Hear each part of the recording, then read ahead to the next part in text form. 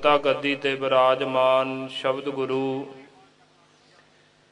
जुगो जुग अटल। धन धन धन सतगुरु श्री गुरु ग्रंथ साहिब जी महाराज।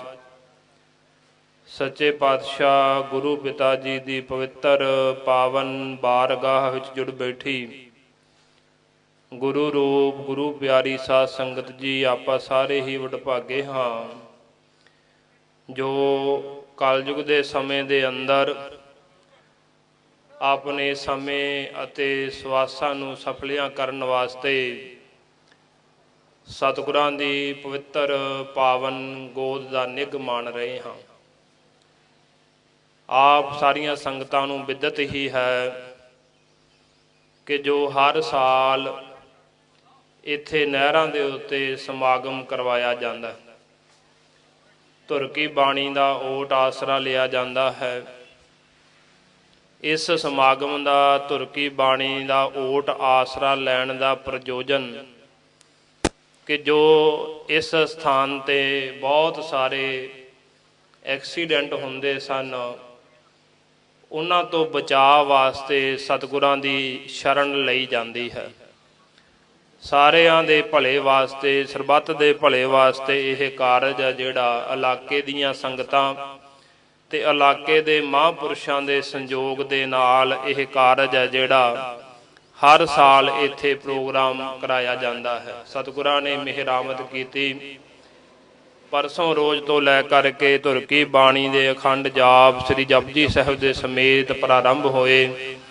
अज संपूर्णताई होई। सतगुरां दे चरनां विच अरदास बेनती हुई है। अरदास बेनती तो उपरंत सतगुरां ने पवित्र पावन मुखवाक की बख्शिश की है। आप सब संगतां ने मुखवाक सरवण किया है।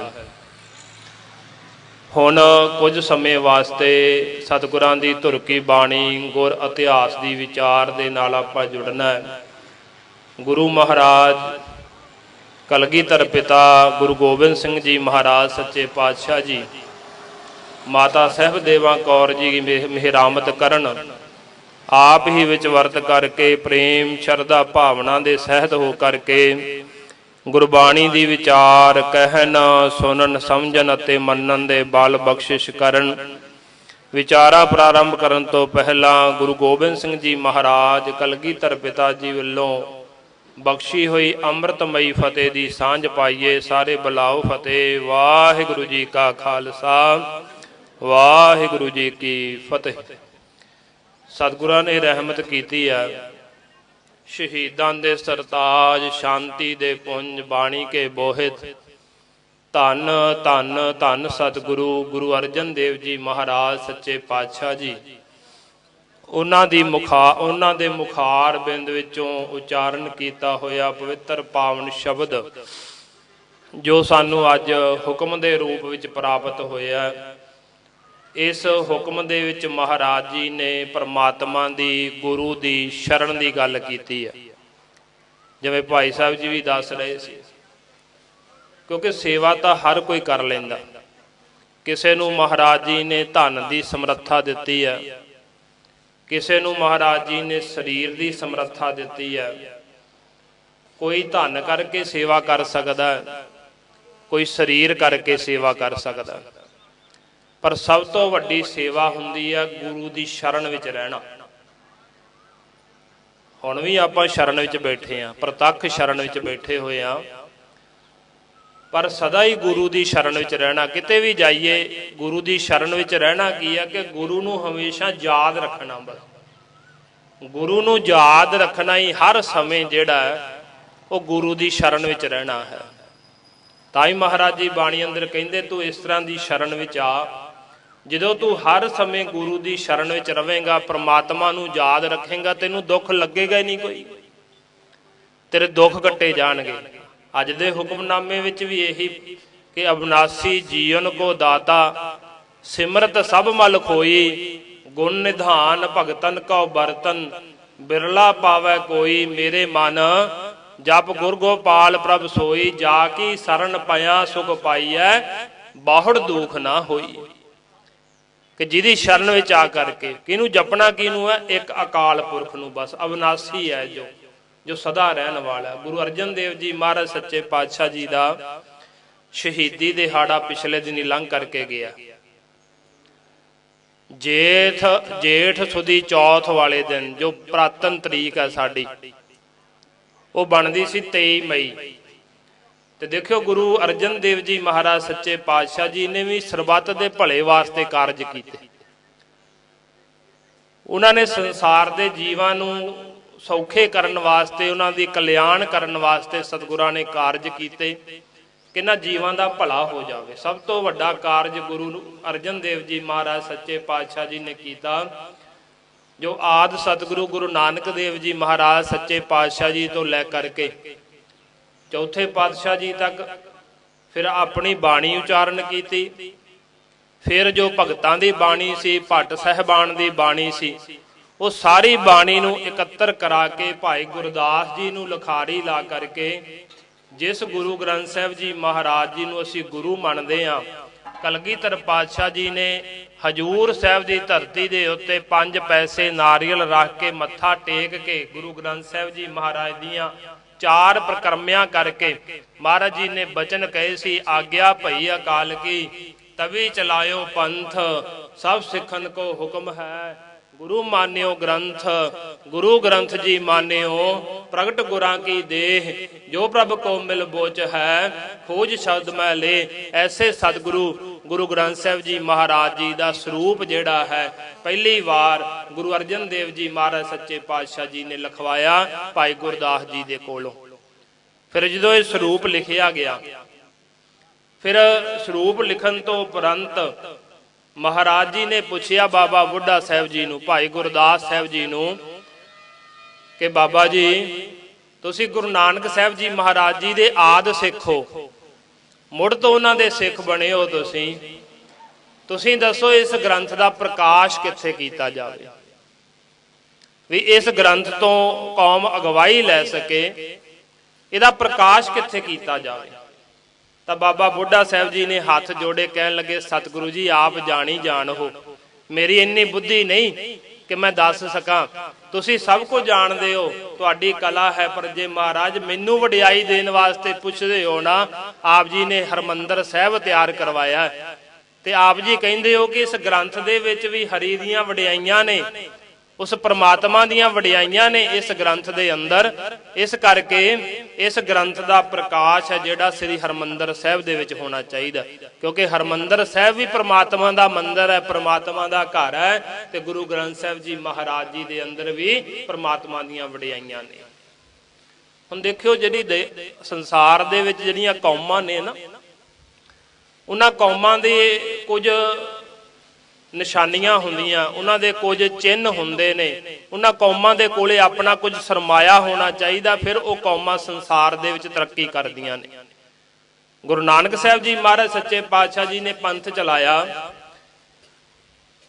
ते गुरु अर्जन देव जी महाराज जी ने इहनूं जथेबंद करन वास्ते, हुण सिख तां बहुत सी दूर दूर तक, काबल कंधार तक महाराज जी की सिੱਖੀ फैली हुई सी, बड़ी दूर तक गुरु नानक साहब जी महाराज जी ने परमात्मा के नाम का ते सिੱਖੀ का छिट्टा दिता सी, बड़ियां संगतां सी, पर उन्होंने जथेबंद करने वास्ते सब तो मोहरी काम गुरु अर्जन देव जी महाराज सच्चे पातशाह जी ने किया। ते जदों किसी कौम नूं जथेबंद करना होवे ते उहदे वास्ते चाहिदा हुंदा एक केंद्री स्थान, भी जिहड़ी कौम है एक अपने स्थान नाल जुड़ी होवे, ते वो केंद्री स्थान गुरु अर्जन देव जी महाराज सच्चे पातशाह जी ने सानू श्री हरमंदर साहब दिता। हरमंदर साहब महाराज जी ने अपनी निगरानी दे विच तैयार करवाया ते केंद्री स्थान दिता, नाल कल्ला केंद्री स्थान सिखां वास्ते, पर नाल ही सारी दुनिया दे वास्ते भी उस दे दरवाजे खोल दिते। सांझा हरमंदर बना दिता, उन्होंने 4 दरवाजे उहदे रख दिते। कोई भी आवे, किसी भी दिशा तो आवे, कोई उत्तर तो आवे, कोई पूर्व तो आवे, कोई दक्षिण तो आवे, कोई पश्चिम तो आवे, किसी भी जात का आवे, किसी भी धर्म का आवे, किसी भी नस्ल का आवे, कोई भी बोली बोलता होवे, कोई भी रंग रूप का होवे, ਉਹ ਇਸ ਹਰਮੰਦਰ ਦੇ ਆ ਕੇ ਦਰਸ਼ਨ ਕਰ ਸਕਦਾ, ਉਹਨੂੰ ਇੱਥੇ ਕਿਤੇ ਵੀ ਰੋਕਿਆ ਨਹੀਂ ਜਾਂਦਾ। ਇਹ ਸ੍ਰੀ ਹਰਮੰਦਰ ਸਾਹਿਬ ਸਾਂਝਾ ਹਰਮੰਦਰ ਦੁਨੀਆ ਦੇ ਭਲੇ ਵਾਸਤੇ ਮਹਾਰਾਜ ਜੀ ਨੇ ਦਿੱਤਾ ਤੇ ਸਿੱਖਾਂ ਨੂੰ ਦਿੱਤਾ ਕੇਂਦਰੀ ਅਸਥਾਨ। ਫਿਰ ਹੁਣ ਕੌਮ ਕੋਲ ਇੱਕ ਕੇਂਦਰੀ ਅਸਥਾਨ ਹੁੰਦਾ ਹੈ, ਕੌਮ ਦਾ ਫਿਰ ਇੱਕ ਧਾਰਮਿਕ ਗ੍ਰੰਥ ਹੁੰਦਾ। ਗੁਰੂ ਮਹਾਰਾਜ ਜੀ ਨੇ ਕੌਮ ਨੂੰ ਜਥੇਬੰਦ ਕਰਨ ਵਾਸਤੇ ਤੇ ਕੌਮ ਦੀ ਅਗਵਾਈ, ਮਹਾਰਾਜ ਜੀ ਨੂੰ ਪਤਾ ਸੀ ਕਿ ਅਸੀਂ ਇਸ ਕੌਮ ਨੂੰ ਸ਼ਬਦ ਦੇ ਲੜ ਲਾਉਣਾ, ਸਰੀਰ ਸਦਾ ਰਹਿੰਦੇ ਨਹੀਂ, ਤੇ ਮਹਾਰਾਜ ਜੀ ਨੇ ਗੁਰੂ ਗ੍ਰੰਥ ਸਾਹਿਬ ਜੀ ਮਹਾਰਾਜ ਦਾ ਸਰੂਪ ਤਿਆਰ ਕਰਵਾਇਆ। ਹਰਮੰਦਰ ਸਾਹਿਬ ਵਿੱਚ ਪ੍ਰਕਾਸ਼ ਕੀਤਾ ਗਿਆ। ਬਾਬਾ ਬੁੱਢਾ ਸਾਹਿਬ ਜੀ ਹੈੱਡ ਗ੍ਰੰਥੀ ਬਣੇ, ਉਹਨਾਂ ਨੇ ਹੁਕਮਨਾਮਾ ਲਿਆ, ਜਪਜੀ ਸਾਹਿਬ ਦਾ ਪਾਠ ਕੀਤਾ, ਕੜਾਹ ਪ੍ਰਸ਼ਾਦ ਦੀ ਦੇਗ ਵਰਤਾਈ ਗਈ। ਫਿਰ ਬਾਬਾ ਬੁੱਢਾ ਸਾਹਿਬ ਜੀ ਬੇਨਤੀ ਕਰਦੇ, ਮਹਾਰਾਜ ਇਸ ਗ੍ਰੰਥ ਦੀ ਪੂਜਾ ਕਿਵੇਂ ਕਰੀਏ। ਹੋਰ ਸਿੱਖਾਂ ਦੇ ਮਨ ਦੇ ਵੀ ਸਵਾਲ ਸੀ ਕਿ ਮਹਾਰਾਜ ਇਹ ਗ੍ਰੰਥ ਤੁਸੀਂ ਰਚ ਦਿੱਤਾ, ਪਰ ਇਹਦੀ ਹੁਣ ਪੂਜਾ ਕਿਵੇਂ ਕਰੀਏ, ਇਹਨੂੰ ਕੀ ਮੰਨੀਏ, ਕਿਸ ਤਰ੍ਹਾਂ ਜਾਣੀਏ। ਤਾਂ ਭਾਈ ਸੰਤੋਖ ਸਿੰਘ ਜੀ ਨੇ ਗੁਰਪ੍ਰਤਾਪ ਸੂਰਜ ਗ੍ਰੰਥ ਦੇ ਅੰਦਰ ਜ਼ਿਕਰ ਕੀਤਾ ਕਿ ਮਹਾਰਾਜ ਜੀ ਕਹਿਣ ਲੱਗੇ ਕਿ ਇਹ ਜਿਹੜਾ ਗੁਰੂ ਗ੍ਰੰਥ ਸਾਹਿਬ ਹੈ ਨਾ, ਮੇਰਾ ਸਰੀਰ ਹੈ ਜਿਹੜਾ, ਇਹ ਸਦਾ ਨਹੀਂ ਰਹਿ ਸਕਦਾ। ਮਹਾਰਾਜ ਕਹਿੰਦੇ ਮੈਂ ਹੁਣ ਇੱਥੇ ਬੈਠਾ ਆਪ ਜੀ ਦੇ ਸਾਹਮਣੇ, ਤੁਸੀਂ ਇੱਥੇ ਮੇਰੇ ਦਰਸ਼ਨ ਕਰ ਸਕਦੇ ਹੋ ਮੇਰੇ ਸਰੀਰ ਦੇ, ਪਰ ਮੇਰਾ ਸਰੀਰ ਇਸ ਸਮੇਂ ਇੱਕੋ ਸਮੇਂ ਸਾਰੀਆਂ ਜਗ੍ਹਾ ਤੇ ਨਹੀਂ ਹੋ ਸਕਦਾ। ਪਰ ਇਹ ਗੁਰੂ ਗ੍ਰੰਥ ਸਾਹਿਬ ਜੀ ਦਾ ਸਰੂਪ ਜਿਹੜਾ ਹੈ ਨਾ, ਇਹ ਇੱਕੋ ਸਮੇਂ ਸਾਰੀਆਂ ਜਗ੍ਹਾ ਤੇ ਵੀ ਹੋਇਆ ਕਰੇਗਾ, ਹਰ ਜਗ੍ਹਾ ਤੇ ਦਰਸ਼ਨ ਹੋ ਜਾਇਆ ਕਰਨਗੇ ਸਿੱਖ ਨੂੰ, ਤੇ ਸਿੱਖ ਦੇ ਨਾਲ ਰਹੇਗਾ। ਇਹਨੂੰ ਕੋਈ ਖਤਮ ਨਹੀਂ ਕਦੇ ਕਰ ਸਕੇਗਾ। ਸ਼ਬਦ ਨੂੰ ਕੋਈ ਖਤਮ ਕਰ ਸਕਦਾ? ਸ਼ਬਦ ਨੂੰ ਕੋਈ ਨਹੀਂ ਖਤਮ ਕਰ ਸਕਦਾ। ਤੇ ਮਹਾਰਾਜ ਜੀ ਨੇ ਉੱਥੇ ਬਚਨ ਕਹੇ, ਜਾਂ ਤੇ ਸਰੂਪ ਤੇ ਹੈ ਦੀਰਘ, ਸਾਹਿਬ ਜਾਨ ਅਦਾਇਬ ਕਹਿ ਹੈ। ਮਹਾਰਾਜ ਕਹਿੰਦੇ ਇਹ ਮੇਰੇ ਸਰੂਪ ਨਾਲੋਂ ਵੀ ਵੱਡਾ ਹੈ। ਗੁਰੂ ਅਰਜਨ ਦੇਵ ਜੀ ਮਹਾਰਾਜ ਸੱਚੇ ਪਾਤਸ਼ਾਹ ਜੀ ਸਤਿਗੁਰੂ ਜੀ ਨੇ ਨਾ ਸਾਡੇ, ਪਰ ਮਹਾਰਾਜ ਕਹਿੰਦੇ ਮੇਰੇ ਨਾਲੋਂ ਵੀ ਵੱਡਾ ਹੈ। ਇਹਨੂੰ ਮਾਲਕ ਜਾਣ ਕੇ, ਇਹਨੂੰ ਸਾਹਿਬ ਜਾਣ ਕੇ ਇਹਦਾ ਅਦਬ ਸਤਿਕਾਰ ਕਰਨਾ। ਫਿਰ ਮਹਾਰਾਜ ਨੇ ਕਿਹਾ, ਗ੍ਰੰਥ ਰਿਦਾ ਗੁਰ ਕੋ ਇਹੋ ਜਾਨੋ ਉੱਤਮ ਹੈ, ਸਭ ਕਾਲ ਰਹੇ ਹੈ। ਮਹਾਰਾਜ ਕਹਿੰਦੇ ਇਹ ਮੇਰਾ ਹਿਰਦਾ ਹੈ। ਕਲਗੀਧਰ ਪਾਤਸ਼ਾਹ ਜੀ ਨੇ ਸਾਨੂੰ ਇਹ ਬਚਨ ਕਹੇ ਨਾ ਕਿ ਗੁਰੂ ਗ੍ਰੰਥ ਸਾਹਿਬ ਜੀ ਮਹਾਰਾਜ ਪ੍ਰਗਟ ਗੁਰਾਂ ਕੀ ਦੇ ਆ। ਗੁਰੂ ਅਰਜਨ ਦੇਵ ਜੀ ਮਹਾਰਾਜ ਨੇ ਇਹ ਪਹਿਲਾਂ ਬਚਨ ਕਰ ਦਿੱਤੇ ਸੀ ਕਿ ਗੁਰੂ ਗ੍ਰੰਥ ਸਾਹਿਬ ਜੀ ਮਹਾਰਾਜ ਮੇਰਾ ਹਿਰਦਾ ਹੈ। ਗ੍ਰੰਥ ਰਿਦਾ ਗੁਰ ਕੋ ਇਹੋ ਜਾਨੋ ਉੱਤਮ ਹੈ, ਉੱਤਮ ਹੈ ਇਹ, ਸਦਾ ਰਹੇ ਹੈ, ਸਦਾ ਰਵੇਗਾ, ਇਹਨੂੰ ਕੋਈ ਖਤਮ ਨਹੀਂ ਕਰ ਸਕਦਾ। ਫਿਰ ਸਿੱਖਾਂ ਨੇ ਪੁੱਛਿਆ ਮਹਾਰਾਜ ਦੀ ਪੂਜਾ ਕਿਵੇਂ ਕਰੀਏ? ਤੇ ਮਹਾਰਾਜ ਕਹਿੰਦੇ ਚੰਦਨ ਆਦਿਕ ਲੈ ਕੇ ਉਹ ਰਗੜਨਾ, ਤੇ ਇਹ ਕੁੰਕਮ ਆਦਿਕ ਲੈ ਕੇ ਉਹਨਾਂ ਨੂੰ ਰਗੜ ਕਰਕੇ ਇਹਦੇ ਤੇ ਸੁਗੰਧੀਆਂ ਲਾਉਣੀਆਂ, ਧੂਫ ਆਦਿਕ ਧੁਖਾ ਕੇ, ਮਾਲਾ ਪਾ ਕੇ ਫੁੱਲਾਂ ਦੀ ਸਤਿਕਾਰ ਕਰਨਾ। ਜਿਵੇਂ ਤੁਸੀਂ ਮੇਰਾ ਸਤਿਕਾਰ ਕਰਦੇ ਹੋ ਨਾ, ਉਸ ਤੋਂ ਵੀ ਵੱਧ ਇਹਨਾਂ ਦਾ ਸਤਿਕਾਰ ਕਰਨਾ। ਫਿਰ ਦੇਖਿਓ ਮਹਾਰਾਜ ਜੀ ਨੇ ਇਹ ਦੋ ਕਰਮ ਜਦੋਂ ਕੀਤੇ ਨਾ, ਸਤਿਗੁਰਾਂ ਨੇ ਜਦੋਂ ਇਹ ਕਰਮ ਕੀਤੇ, ਤੇ ਜਿਹੜੇ ਪਖੰਡੀ ਲੋਕ ਸਨ ਜਾਂ ਜਿਹੜੇ ਧਰਮ ਦੇ ਨਾਂ ਤੇ ਲੋਕਾਂ ਨੂੰ ਲੁੱਟਦੇ ਸੀ, ਕਾਜੀ ਮੁਲਾਣੇ ਬ੍ਰਾਹਮਣ ਪੰਡਤ ਆਦਿਕ, ਉਹ ਔਖੇ ਹੋ ਗਏ। ਕਿਉਂਕਿ ਜਦੋਂ ਉਹਨਾਂ ਦੀਆਂ ਦੁਕਾਨਾਂ ਬੰਦ ਹੋ ਰਹੀਆਂ ਸੀ ਪਖੰਡ ਦੀਆਂ, ਪਖੰਡੀਆਂ ਦੀਆਂ, ਪ੍ਰਕਾਸ਼ ਹੋ ਗਿਆ ਗੁਰੂ ਗ੍ਰੰਥ ਸਾਹਿਬ ਜੀ ਮਹਾਰਾਜ ਦਾ, ਲੋਕ ਬਾਣੀ ਨਾਲ ਜੁੜਨ ਲੱਗ ਪਏ। ਤੁਝਕੇ ਜਹਾਂਗੀਰੀ ਵਿੱਚ ਆਪ ਲਿਖਦਾ ਜਹਾਂਗੀਰ ਕਿ ਮੈਂ ਬਹੁਤ ਸਮੇਂ ਤੋਂ ਦੇਖਦਾ ਪਿਆ ਸੀ ਕਿ 3-4 ਪੀੜ੍ਹੀਆਂ ਤੋਂ ਗੋਇੰਦਵਾਲ ਸਾਹਿਬ ਬਿਆਸ ਦਰਿਆ ਦੇ ਕੰਢੇ ਦੇ ਉੱਤੇ ਇੱਕ ਦੁਕਾਨ ਚੱਲਦੀ ਪਈ। ਉਹ ਦੁਕਾਨ ਲਿਖਦਾ ਗੁਰੂ ਨਾਨਕ ਸਾਹਿਬ ਜੀ ਮਹਾਰਾਜ ਦੇ ਘਰ ਨੂੰ, ਕਹਿੰਦਾ 3-4 ਪੀੜ੍ਹੀਆਂ ਤੋਂ ਇੱਕ ਦੁਕਾਨ ਚੱਲਦੀ ਪਈ ਸੀ। ਉੱਥੇ ਇੱਕ ਅਰਜਨ ਨਾਂ ਦਾ ਹਿੰਦੂ ਰਹਿੰਦਾ, ਲੋਕ ਉਹਨੂੰ ਗੁਰੂ ਕਰਕੇ ਪੂਜਦੇ ਨੇ, ਤੇ ਭੋਲੇ ਭਾਲੇ ਜਿਹੜੇ ਹਿੰਦੂ ਨੇ, ਭੋਲੇ ਭਾਲੇ ਜਿਹੜੇ ਮੁਸਲਮਾਨ ਨੇ, ਉਹ ਉਹਨੂੰ ਗੁਰੂ ਮੰਨਦੇ ਨੇ, ਉਹਦੇ ਧਰਮ ਨੂੰ ਗ੍ਰਹਿਣ ਕਰ ਰਹੇ ਨੇ, ਉਹਦੇ ਤੇ ਸ਼ਰਧਾ ਰੱਖਦੇ ਨੇ। ਉਹਦੇ ਕਹਿਣ ਦਾ ਭਾਵ ਸੀ ਕਿ ਸਾਈਂ ਮੀਆਂ ਮੀਰ ਵਰਗੇ ਵੀ ਗੁਰੂ ਅਰਜਨ ਦੇਵ ਜੀ ਮਹਾਰਾਜ ਦੇ ਚਰਨਾਂ ਤੇ ਮੱਥਾ ਟੇਕਿਆ ਕਰਦੇ। ਸਾਈਂ ਮੀਆਂ ਮੀਰ ਜੀ ਸੁਖਮਨੀ ਸਾਹਿਬ ਦਾ ਜਾਪ ਕਰਿਆ ਕਰਦੇ ਸੀ, ਪਾਠ ਕਰਦੇ ਸੀ ਸੁਖਮਨੀ ਸਾਹਿਬ ਦਾ। ਤੇ ਉਹਦੇ ਕਹਿਣ ਦਾ ਭਾਵ ਸੀ ਕਿ ਭੋਲੇ ਭਾਲੇ ਮੁਸਲਮਾਨ ਹਿੰਦੂ ਜਿਹੜੇ ਨੇ ਉਹਦੇ ਧਰਮ ਨੂੰ ਗ੍ਰਹਿਣ ਕਰਦੇ ਜਾ ਰਹੇ, ਦਿਨੋਂ ਦਿਨ ਉਹਦਾ ਧਰਮ ਵੱਧਦਾ ਜਾ ਰਿਹਾ, ਤੇ ਉਹਨੂੰ ਇਹ ਖਦਸ਼ਾ ਸੀ ਕਿਤੇ ਇਹਨਾਂ ਦਾ ਧਰਮ ਨਾ ਵੱਧ ਜਾਵੇ। ਤੇ ਉਹ ਸੋਚਦਾ ਸੀ ਕਿ ਮੈਂ ਕੋਈ ਕਾਰਨ ਲੱਭਦਾ ਪਿਆ ਸੀ ਜਿਹਦੇ ਕਰਕੇ ਮੈਨੂੰ ਕੋਈ ਕਾਰਨ ਮਿਲੇ, ਜਾਂ ਤਾਂ ਮੈਂ ਅਰਜਨ ਨੂੰ, ਉਹਨੇ ਗੁਰੂ ਨਹੀਂ ਸ਼ਬਦ ਵਰਤਿਆ ਹੋਇਆ, ਉਹਦੀ ਬੋਲੀ ਸਿਰਫ ਕਹਿ ਰਿਹਾ ਮਹਾਰਾਜ ਜੀ ਦਾ ਨਾਮ ਤਾਂ ਸਤਿਕਾਰ ਨਾਲ ਆਪਾਂ ਨੂੰ ਲੈਣਾ ਚਾਹੀਦਾ, ਪਰ ਜੋ ਲਿਖ ਰਿਹਾ ਉਹ ਕਹਿੰਦਾ ਮੈਂ ਸੋਚਦਾ ਸੀ ਕਿ ਇਸ ਅਰਜਨ ਨੂੰ ਆਪਣੇ ਇਸਲਾਮ ਧਰਮ ਦੇ ਵਿੱਚ ਲੈ ਆਵਾਂ, ਜਾਂ ਇਹ ਜੇ ਇਸਲਾਮ ਧਰਮ ਨੂੰ ਕਬੂਲ ਨਹੀਂ ਕਰਦਾ ਤਾਂ ਮੈਂ ਇਹਨੂੰ ਖਤਮ ਕਰ ਦੇਵਾਂ। ਇਹਨਾਂ ਦੀ ਜਿਹੜੀ ਇਹ ਗੱਦੀ ਚੱਲਦੀ ਪਈ, ਦੁਕਾਨ ਚੱਲਦੀ ਪਈ ਹੈ, ਇਹਨੂੰ ਮੈਂ ਖਤਮ ਕਰ ਦੇਵਾਂ। ਮੈਂ ਕਹਿੰਦਾ ਮੈਨੂੰ ਕਾਰਨ ਨਹੀਂ ਮਿਲਿਆ। ਹੁਣ ਦੇਖਿਓ ਉੱਥੇ ਕਾਰਨ ਬਣੇ, ਕਿਉਂਕਿ ਮਹਾਰਾਜ ਜੀ ਦਾ ਸ਼ਹੀਦੀ ਦਿਹਾੜਾ ਲੰਘ ਕਰਕੇ ਗਿਆ, पर साडी कौम दी ये बदकिस्मती है कि असी महाराज जी दे जिहड़े दिहाड़े ने जां गुरपुरब ने जां भगतां दे दिहाड़े ने अपने गुरु घरां विच नहीं मनाउंदे। बहुत घट लोग मनाउंदे, जदों कि सानू चाहीदा कि जिस दिन भी कोई दिहाड़ा होवे उस दिन गुरु घर दे विच स्पैशल अरदास बेनती होवे महाराज जी दे नां दे उत्ते, बाणी दे जाप हो, कथा होवे, विचार होवे, ग्रंथी सिंह दसे कि अज गुरु महाराज जी दा ये दिहाड़ा है। पर साडी कौम दे विच इधर ध्यान ही नहीं किसी दा। तां ही असीं मुड़ के कहने जी सिੱਖੀ ਵੱਧਦੀ फुलदी नहीं, सिੱਖੀ दा प्रचार नहीं कोई कर रहा। प्रचार तो गुरु घरां तो होना ना। असीं ये वेखीए भी साडे नगर दे विच जिहड़ा गुरद्वारा है वो सिੱਖੀ दा किन्ना प्रचार करदा पिया। असीं उहदे विच की सहयोग कर रहे हैं, ग्रंथी ਸਿੰਘਾਂ ਨੂੰ की संयोग दे रहे हैं, प्रबंधकां ਨੂੰ की संयोग दे रहे हैं। जे प्रबंधक काम नहीं सही चलाउंदे ते साडी की उत्थे भूमिका बनदी है कि जे प्रबंधक सही काम नहीं करदे पए ते उन्हां नूं किहा जावे भी चंगे ग्रंथी कथावाचक रखे जाण ताकि सानूं गुर इतिहास पता लग सके, लोग साडे बच्चे जिहड़े सिੱਖੀ नाल जुड़ सकन। पर नहीं, असीं इधर ध्यान नहीं दिंदे। दास तां ही बेनती कर रहा कि गुरु अर्जन देव जी महाराज सच्चे पातशाह जी का शहीदी दिहाड़ा लंघिया ते अज हुक्मनामा भी गुरु अर्जन देव जी महाराज सच्चे पातशाह जी ने बख्शिश किया कि महाराज कहते अविनाशी जीवन को दाता सिमरत सब मल खोई, कि वह परमात्मा अविनाशी है। ਉਹਦਾ नाम जपन दे नाल सारियां अंदर दियां मैलां खत्म हो जांदियां ने। नाम नाल मनुख जुड़ जावे ते ਉਹਦੇ तन दी मैल भी लह जांदी, ਉਹਦੇ मन दी मैल भी लह जांदी है। ਉਹਦਾ ਲੋਕ भी सुहेला हुंदा है, ਉਹਦਾ परलोक भी सुहेला हुंदा है ਜਿਹੜਾ गुरु ਦੀ शरण विच आ जांदा। उस गोपाल नूं परमात्मा नूं ਜਿਹੜਾ जपदा है ते गुरु अर्जन देव जी महाराज सच्चे पातशाह जी आप उस परमात्मा नूं जपण वाले भट्ट साहिबान ने तो इत्थों तक बचन कहे ने कि गुर अर्जन प्रतख हर, कि गुरु अर्जन देव जी महाराज सचमुच दे विच परमात्मा दा ही रूप ने वाहिगुरु दे विच। ते गुरु अर्जन देव जी महाराज सच्चे पातशाह जी दे अंदर थोड़ा जिन्ना भोरा जिन्ना भी कह लीए कोई फर्क नहीं हैगा, इक्को ही स्वरूप ने महाराज वाहिगुरु जी ते गुरु अर्जन देव जी महाराज सच्चे पातशाह। सतगुरां दी शहीदी दे कारण हुण देखियो उत्थे कुछ कड़ियां ने नाल जुड़दियां। पहली कड़ी जिहड़ी गुरु अर्जन देव जी महाराज जी का विरोध हुंदा जिथों उत्थे निजी विरोध आउंदे ने। पहलां कुछ निजी नफरतां ने महाराज दे नाल किसे दियां ते कुछ ने धार्मिक नफरतां। देखो एक निजी नफरत हुंदी है, एक धार्मिक नफरत हुंदी है।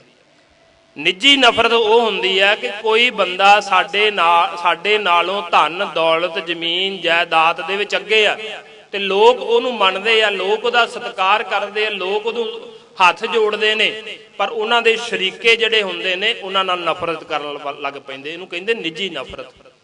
एक हुंदी धार्मिक नफरत। धार्मिक नफरत वो हुंदी है कि कोई धर्म दे विच बंदा परपक्क है ते उस धर्म दे ग्रंथ जिहड़े ने वो दुनिया नूं सच्चा राह विखाउंदे ने, सच्चे राह ते तोरदे ने। पर जदों उथों सच दा प्रचार हुंदा, सच्चे राह ते तोरिया जांदा है ते जिहड़े कई लोग धर्म दे नां ते पखंड करन वाले हुंदे ने ना, वो धार्मिक नफरत पैदा करदे ने, दुनिया नूं उस सच नालों तोड़न वास्ते उहदे खिलाफ खड़े हो जांदे ने।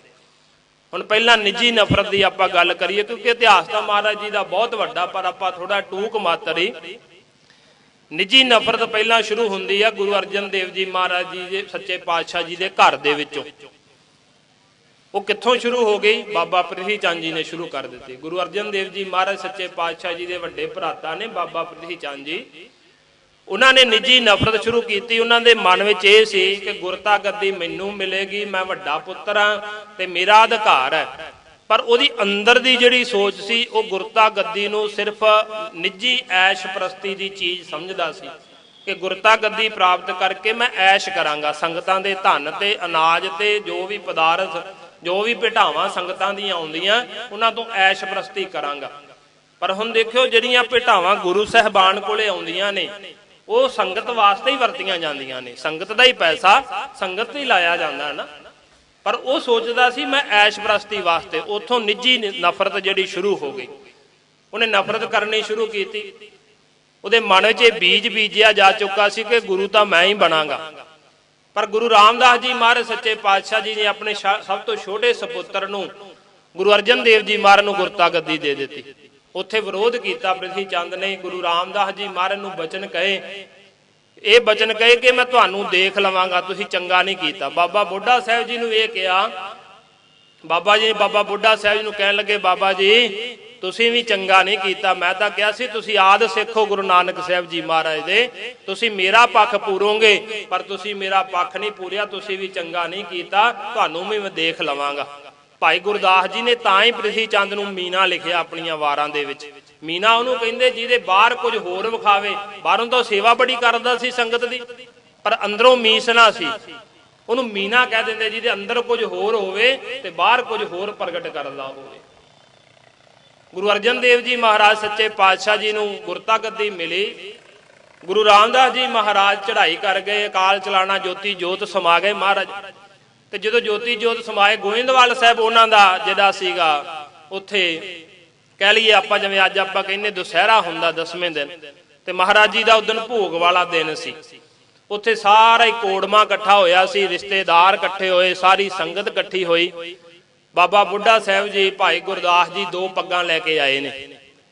ਗੁਰਤਾ ਗੱਦੀ ਦੀ ਰਸਮ ਤਾਂ ਮਹਾਰਾਜ ਜੀ ਨੇ ਪਹਿਲਾਂ ਹੀ ਕਰ ਦਿੱਤੀ ਸੀ, ਪਰ ਫਿਰ ਵੀ ਇੱਕ ਵਾਰ ਜਿਹੜੀ ਮਰਿਆਦਾ ਕੀਤੀ ਜਾਣੀ ਸੀ ਦਸਤਾਰ ਬੰਦੀ ਦੀ, ਕਿ ਜਦੋਂ ਪਿਤਾ ਚੜ੍ਹਾਈ ਕਰ ਜਾਂਦਾ ਤੇ ਪਿਤਾ ਚੜ੍ਹਾਈ ਕਰਨ ਤੋਂ ਉਪਰੰਤ ਜਿਹੜੀ ਪੱਗ ਬੰਨੀ ਜਾਂਦੀ ਹੈ ਦੁਨਿਆਵੀ ਤੌਰ ਤੇ ਕੁੱਲ ਦੀ, ਉਹ ਵੱਡੇ ਪੁੱਤਰ ਨੂੰ ਬੰਨੀ ਜਾਂਦੀ ਹੈ।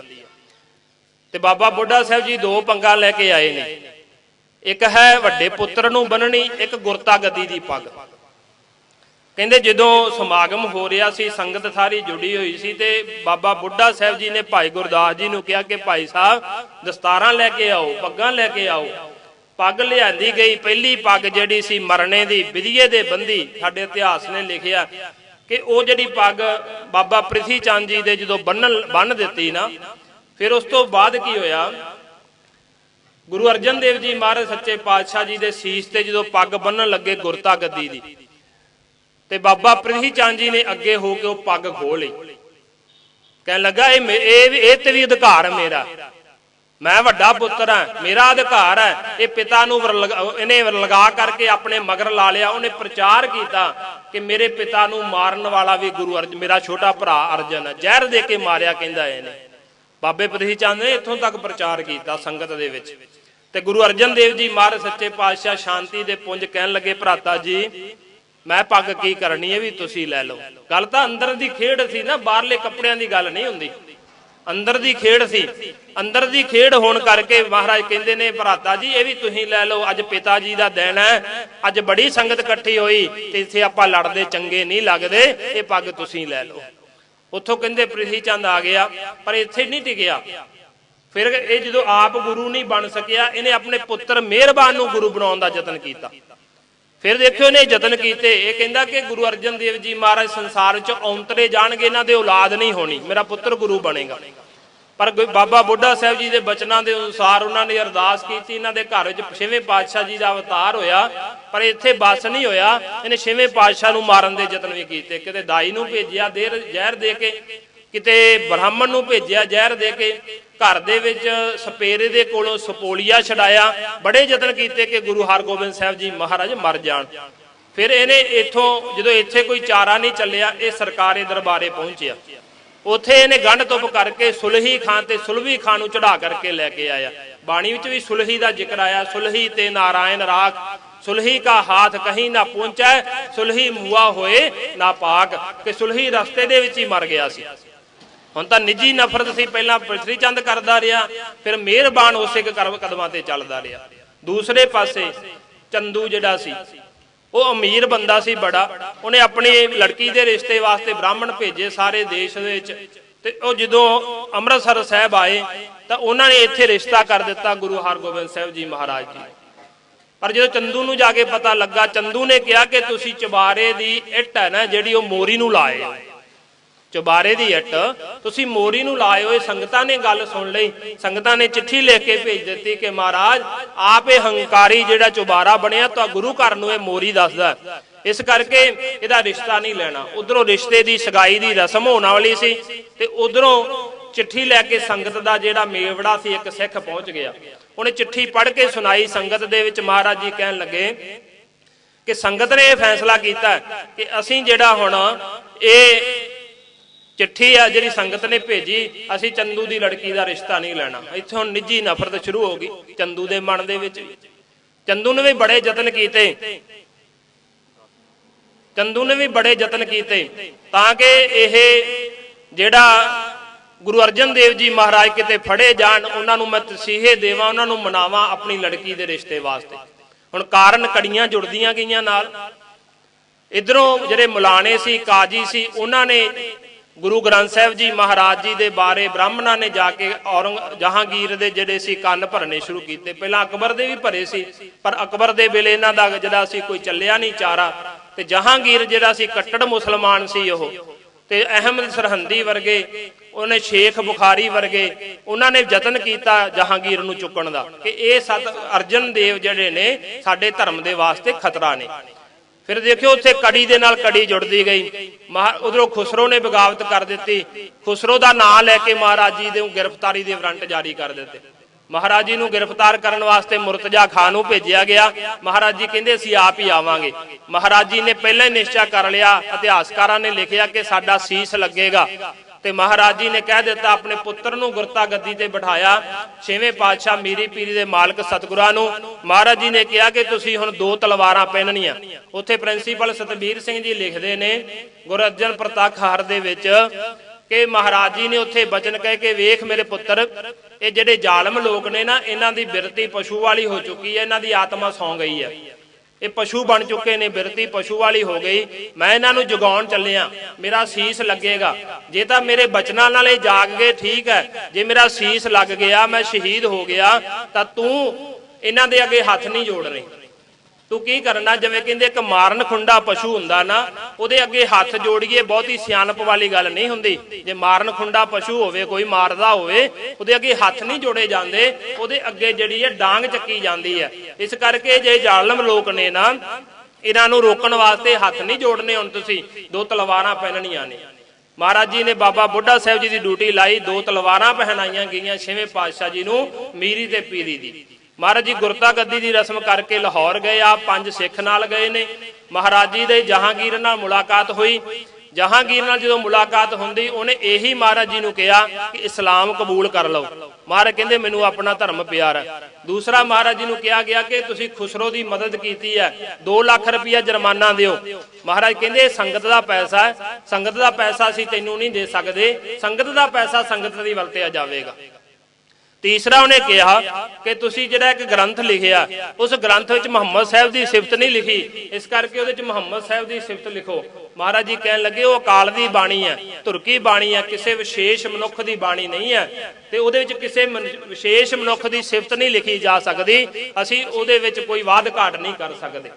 ਤਾਂ ਮਹਾਰਾਜ ਜੀ ਨੂੰ ਕਿਹਾ ਗਿਆ ਫਿਰ ਤੁਸੀਂ ਮੌਤ ਨੂੰ ਕਬੂਲ ਕਰ ਲਓ। ਮਹਾਰਾਜ ਕਹਿੰਦੇ ਮਰਨ ਵਾਸਤੇ ਮੈਂ ਤਿਆਰ ਹਾਂ, ਉਹਦੇ ਭਾਣੇ ਵਿੱਚ ਰਹਿਣ ਵਾਸਤੇ ਮੈਂ ਤਿਆਰ ਹਾਂ। ਤੇ ਮਹਾਰਾਜ ਜੀ ਦੇ ਉੱਤੇ ਜਾਸਾ ਕਾਨੂੰਨ ਲਾਇਆ ਗਿਆ।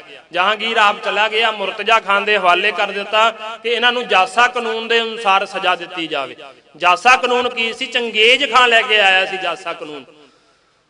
ਜਦੋਂ ਕਹਿੰਦੇ ਕਿਸੇ ਬੰਦਗੀ ਵਾਲੀ ਰੂਹ, ਪਵਿੱਤਰ ਰੂਹ ਨੂੰ ਮਾਰਨਾ ਹੁੰਦਾ ਸੀ ਨਾ, ਉਹ ਕਹਿੰਦੇ ਸੀ ਕਿ ਇਸ ਪਵਿੱਤਰ ਰੂਹ ਦਾ ਖੂਨ ਧਰਤੀ ਤੇ ਨਾ ਡਿੱਗੇ, ਜੇ ਧਰਤੀ ਤੇ ਡਿੱਗਿਆ ਤੇ ਉੱਥੋਂ ਹੋਰ ਇਹਦੇ ਵਰਗੇ ਪੈਦਾ ਹੋ ਜਾਣਗੇ। ਇਸ ਕਰਕੇ ਜਾਸਾ ਕਾਨੂੰਨ ਦੇ ਅਨੁਸਾਰ ਮਹਾਰਾਜ ਜੀ ਨੂੰ ਸਜ਼ਾਵਾਂ ਦੇਣੀਆਂ ਸ਼ੁਰੂ ਕੀਤੀਆਂ। ਚੰਦੂ ਇਹਨੂੰ ਮਹਾਰਾਜ ਜੀ ਨੂੰ ਆਪਣੇ ਘਰੇ ਲੈ ਗਿਆ, ਆਪਣੀ ਹਵੇਲੀ ਵਿੱਚ ਲਿਜਾ ਕੇ ਪਹਿਲੇ ਦਿਨ ਮਹਾਰਾਜ ਜੀ ਨੂੰ ਰੱਸਿਆਂ ਨਾਲ ਉਹਨੇ ਬੰਨ੍ਹ ਦਿੱਤਾ। ਮਹਾਰਾਜ ਜੀ ਨੂੰ ਨਾ ਕੁਝ ਖਾਣ ਵਾਸਤੇ ਦਿੱਤਾ, ਨਾ ਪੀਣ ਵਾਸਤੇ ਦਿੱਤਾ, ਤੇ ਪਹਿਰੇ ਲਾ ਦਿੱਤੇ ਸਖਤ, ਕੋਈ ਅੰਦਰ ਮਿਲਣ ਵਾਸਤੇ ਨਾ ਆਵੇ। ਤੇ ਨਾਲ ਹੀ ਪਾਈਆਂ ਨੂੰ ਕਹਿ ਦਿੱਤਾ ਕਿ ਇਹਨਾਂ ਦਾ ਧਿਆਨ ਰੱਖਣਾ। ਹੁਣ ਪਹਿਲੇ ਦਿਨ ਮਹਾਰਾਜ ਜੀ ਨੂੰ ਭੁੱਖੇ ਰੱਖਿਆ ਗਿਆ। ਦੂਸਰੇ ਦਿਨ ਕਹਿੰਦੇ ਮਹਾਰਾਜ ਜੀ ਨੂੰ ਬਾਹਰ ਕੱਢ ਕਰਕੇ ਇਹਨੇ ਦੇਗ ਦੇ ਵਿੱਚ ਬਿਠਾਇਆ। ਮਹਾਰਾਜ ਜੀ ਨੂੰ ਦੇਗ ਦੇ ਵਿੱਚ ਪਾਣੀ ਉਬਾਲਿਆ, ਉਹਦੇ ਵਿੱਚ ਬਿਠਾ ਦਿੱਤਾ। ਸਤਿਗੁਰਾਂ ਨੂੰ ਫਿਰ ਉਹੀ ਬਚਨ ਕਹੇ, ਮੇਰੀ ਲੜਕੀ ਦਾ ਰਿਸ਼ਤਾ ਪ੍ਰਵਾਨ ਕਰ ਲਓ, ਇਸਲਾਮ ਨੂੰ ਕਬੂਲ ਕਰ ਲਓ, ਗੁਰੂ ਗ੍ਰੰਥ ਸਾਹਿਬ ਜੀ ਵਿੱਚ ਮੁਹੰਮਦ ਸਾਹਿਬ ਦੀ ਸਿਫਤ ਲਿਖ ਦਿਓ ਤੇ ਜਾਂ ਜੁਰਮਾਨਾ ਦੇ ਦਿਓ। ਮਹਾਰਾਜ ਕਹਿੰਦੇ ਅਸੀਂ ਤੁਹਾਡੀ ਕੋਈ ਵੀ ਗੱਲ ਨਹੀਂ ਮੰਨਾਂਗੇ, ਅਸੀਂ ਅਕਾਲ ਦੇ ਭਾਣੇ ਵਿੱਚ ਰਵਾਂਗੇ। ਤੇ ਮਹਾਰਾਜ ਜੀ ਨੂੰ ਦੇਗ ਵਿੱਚ ਉਬਾਲਿਆ ਗਿਆ ਤਕਰੀਬਨ 5-6 ਘੰਟੇ। ਫਿਰ ਉਸ ਤੋਂ ਬਾਅਦ ਮਹਾਰਾਜ ਨੂੰ ਫਿਰ ਜੇਲ੍ਹ ਵਿੱਚ ਪਾ ਦਿੱਤਾ। ਤੀਸਰੇ ਦਿਨ ਮਹਾਰਾਜ ਜੀ ਨੂੰ ਫਿਰ ਕੱਢਿਆ ਗਿਆ, ਰੇਤ ਦੇ ਉੱਤੇ ਬਿਠਾਇਆ ਗਿਆ। ਤਪਦੀ ਹੋਈ ਰੇਤ ਨੰਗੇ ਪਿੰਡੇ ਤੇ ਮਹਾਰਾਜ ਜੀ ਦੇ ਪਾਈ ਗਈ। ਸਰੀਰ ਫਲੂਹੇ ਹੋ ਗਿਆ, ਛਾਲੇ ਹੋ ਗਏ ਸਰੀਰ ਤੇ ਮਹਾਰਾਜ ਜੀ ਦੇ। ਤੇ ਫਿਰ ਵੀ 3-4 ਘੰਟੇ ਮਹਾਰਾਜ ਦੇ ਸਰੀਰ ਦੇ ਉੱਤੇ ਰੇਤਾ ਪੈਂਦੀ ਰਹੀ, ਪਰ ਸਤਿਗੁਰੂ ਜੀ ਨੇ ਉਹਨਾਂ ਦੀ ਗੱਲ ਨਹੀਂ ਮੰਨੀ। ਮਹਾਰਾਜ ਜੀ ਨੂੰ ਫਿਰ ਜੇਲ੍ਹ ਵਿੱਚ ਰੱਖ ਦਿੱਤਾ। ਜਦੋਂ ਜੇਲ੍ਹ ਵਿੱਚ ਸਤਿਗੁਰਾਂ ਨੂੰ ਫਿਰ ਪਾ ਦਿੱਤਾ ਤੇ ਉੱਥੇ ਕਹਿੰਦੇ ਕਿ ਜਿਹੜਾ ਚੰਦੂ ਦੀ ਨੂੰਹ ਸੀ ਨਾ, ਉਹ ਸਿੱਖਾਂ ਦੇ ਘਰ ਨਾਲ ਸੰਬੰਧ ਰੱਖਦੀ ਸੀ। ਇਤਿਹਾਸ ਵਿੱਚ ਲਿਖਿਆ ਕਿ ਉਹਨੂੰ ਪਤਾ ਲੱਗਾ ਕਿ ਮੇਰੇ ਸਹੁਰਾ ਸਾਹਿਬ ਨੇ ਜਿਹੜਾ ਕਿ ਗੁਰੂ ਅਰਜਨ ਦੇਵ ਜੀ ਮਹਾਰਾਜ ਨੂੰ ਬੰਦੀ ਬਣਾਇਆ ਹੋਇਆ, ਤੇ ਉਹਨੇ ਸਿਪਾਹੀਆਂ ਨੂੰ ਪੈਸੇ ਆਦਿਕ ਦੇ ਕੇ ਮਹਾਰਾਜ ਤੱਕ ਪਹੁੰਚ ਕੀਤੀ। ਉਹ ਮਿਸ਼ਠਾਨ ਬਣਾ ਕੇ ਅੱਧਾ ਦੁੱਧ ਅੱਧਾ ਪਾਣੀ ਵਿੱਚ ਮਿੱਠਾ ਪਾ ਕੇ ਬਣਾ ਕੇ ਲੈ ਕੇ ਗਈ। ਮਹਾਰਾਜ ਜੀ ਨੂੰ ਕਿਹਾ, ਮਹਾਰਾਜ ਜੀ ਆ ਛਕੋ, ਮੈਂ ਸੇਵਾ ਵਿੱਚ ਹਾਜ਼ਰ ਹੋਈ ਆ। ਮਹਾਰਾਜ ਕਹਿਣ ਲੱਗੇ, ਨਹੀਂ ਪੁੱਤਰੀ, ਤੇਰੀ ਸੇਵਾ ਪ੍ਰਵਾਨ ਹੈ, ਪਰ ਅਸੀਂ ਪ੍ਰਣ ਕੀਤਾ ਹੈ ਕਿ ਦੁਸ਼ਟ ਦੇ ਘਰ ਦਾ ਕੁਝ ਵੀ ਅੰਨ ਪਾਣੀ ਜਲ ਜਿਹੜਾ ਨਹੀਂ ਛਕਣਾ। ਅਸੀਂ ਪ੍ਰਣ ਕੀਤਾ ਹੋਇਆ। ਮਹਾਰਾਜ ਨੂੰ ਕਹਿਣ ਲੱਗੀ, ਮਹਾਰਾਜ ਮੇਰੀ ਫਿਰ ਸੇਵਾ ਕਿਵੇਂ ਪ੍ਰਵਾਨ ਹੋਵੇਗੀ? ਮਹਾਰਾਜ ਕਹਿਣ ਲੱਗੇ ਕਿ ਤੇਰੀ ਸੇਵਾ ਪ੍ਰਵਾਨ ਹੈ, ਜਦੋਂ ਇਹ ਦਿਹਾੜਾ ਆਇਆ ਕਰੇਗਾ ਨਾ ਸਾਡੀ ਸ਼ਹੀਦੀ ਦਾ, ਅਸੀਂ ਚਲੇ ਜਾਣਾ ਤੇ ਲੋਕ ਤੇਰੀ ਯਾਦ ਵਿੱਚ ਤੈਨੂੰ ਯਾਦ ਕਰਿਆ ਕਰਨਗੇ, ਲੋਕ ਛਬੀਲਾਂ ਲਾਇਆ ਕਰਨਗੇ। ਇਹ ਛਬੀਲ ਉਦੋਂ ਤੋਂ ਚੱਲਦੀ ਆਉਂਦੀ ਹੈ। ਕਈ ਲੋਕ ਕਹਿੰਦੇ ਜੀ ਛਬੀਲ ਕਿਉਂ ਲਾਉਂਦੇ ਆ? ਕਿ ਉਹਨੇ ਮਹਾਰਾਜ ਨੇ ਕਿਹਾ ਤੇਰੀ ਸੇਵਾ ਪ੍ਰਵਾਨ ਹੋ ਗਈ, ਸੰਗਤਾਂ ਤੇਰੀ ਸੇਵਾ ਪ੍ਰਵਾਨ ਕਰਿਆ ਕਰਨਗੀਆਂ, ਬੇਅੰਤ ਜੀਵ ਜਿਹੜੇ ਆ ਛਬੀਲਾਂ ਲਾਇਆ ਕਰਨਗੇ। ਫਿਰ ਉਹਨੇ ਕਿਹਾ ਕਿ ਮਹਾਰਾਜ ਮੈਂ ਇਸ ਦੁਸ਼ਟ ਪਾਪੀ ਦੇ ਘਰ ਦੇ ਵਿੱਚ ਨਹੀਂ ਰਹਿਣਾ ਚਾਹੁੰਦੀ, ਮੈਨੂੰ ਵੀ ਆਪਣੇ ਨਾਲ ਲੈ ਚੱਲੋ। ਮਹਾਰਾਜ ਕਹਿੰਦੇ ਬਸ ਕੋਈ ਗੱਲ ਨਹੀਂ, ਅਸੀਂ ਭਾਣਾ ਵਰਤਾਉਣਾ, ਪਰ ਭਾਣਾ ਵਰਤਾਉਣ ਵਾਲੇ ਦਿਨ ਤੂੰ ਤਿਆਰ ਨਹੀਂ, ਅਸੀਂ ਤੈਨੂੰ ਨਾਲ ਲੈ ਕੇ ਚੱਲਾਂਗੇ। ਫਿਰ ਦੇਖਿਓ ਮਹਾਰਾਜ ਜੀ ਨੂੰ ਚੌਥੇ ਦਿਨ ਬਾਹਰ ਕੱਢਿਆ ਗਿਆ, ਤੱਤੀ ਲੋਹਰ ਪਾਈ ਗਈ, ਉਹਦੇ ਉੱਤੇ ਸਤਿਗੁਰਾਂ ਨੂੰ ਬਿਠਾਇਆ ਗਿਆ, ਸਿਰ ਦੇ ਵਿੱਚ ਨਾਲ ਰੇਤ ਪਾਇਆ ਗਿਆ। ਫਿਰ ਮਹਾਰਾਜ ਨੂੰ ਉਹੀ ਬਚਨ ਕਹੇ ਗਏ, ਪਰ ਮਹਾਰਾਜ ਕਹਿੰਦੇ ਨਹੀਂ, ਅਸੀਂ ਉਸ ਪ੍ਰਮਾਤਮਾ ਦੇ ਭਾਣੇ ਵਿੱਚ ਰਵਾਂਗੇ। ਸਾਈਂ ਮੀਆਂ ਮੀਰ ਜੀ ਆਏ, ਉਹ ਵੀ ਧਾਹਾਂ ਮਾਰ ਕੇ ਰੋਂਦੇ ਨੇ। ਸਾਈਂ ਮੀਆਂ ਮੀਰ ਜੀ ਆਏ, ਉਹ ਵੀ ਧਾਹਾਂ ਮਾਰ ਕੇ ਰੋਂਦੇ, ਸਤਿਗੁਰੂ ਜੀ ਮੈਨੂੰ ਹੁਕਮ ਕਰੋ, ਮੈਂ ਦਿੱਲੀ ਤੇ ਲਾਹੌਰ ਦੀ ਇੱਟ ਨਾਲ ਇੱਟ ਵਜਾ ਦਿੰਦਾ। ਸਾਈਂ ਮੀਆਂ ਮੀਰ ਜੀ ਨੂੰ ਮਹਾਰਾਜ ਕਹਿੰਦੇ ਨੇ ਕਿ ਸਾਈਂ ਮੀਆਂ ਮੀਰ ਜੀ ਸ਼ਾਂਤ ਰਹੋ, ਅਸੀਂ ਉਸ ਪ੍ਰਮਾਤਮਾ ਦੇ ਭਾਣੇ 'ਚ ਤੇਰਾ ਕੀਆ ਮੀਠਾ ਲਾਗੈ, ਹਰ ਨਾਮ ਪਦਾਰਥ ਨਾਨਕ ਮੰਗੈ। ਅਸੀਂ ਉਸ ਪ੍ਰਮਾਤਮਾ ਦੇ ਭਾਣੇ 'ਚ ਰਹਿਣ ਵਾਲੇ।